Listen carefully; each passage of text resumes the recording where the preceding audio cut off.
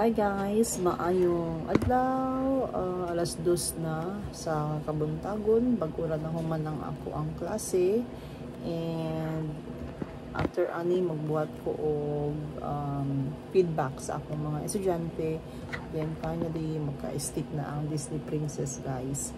Apoy siya baya pero I work maybe more than 8 hours a day. I try to work 8 to 10 hours pero dili man makaya. Kinaaman ko yung 3-year-old son. So, siguro on average, akong trabaho is nasa mga 8 to 9 hours lang. Yeah, mostly 8 hours lang. O wala ako naga-duty nga straight hours.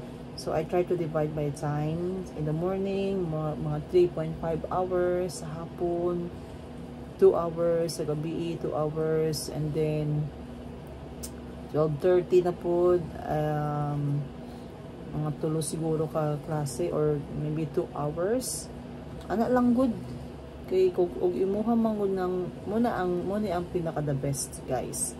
Kung ang imuhang company is nag-offer a flexible schedule, you can decide for your own time. So, pwede rin mo, bahin-bahinon, tunga-tungaon imuhang klase. Diba? Para dili siya kaayaw kapoy. Pero usahay, makakita ko mga estudyante, mga teachers nga, grabe ilang klase, no?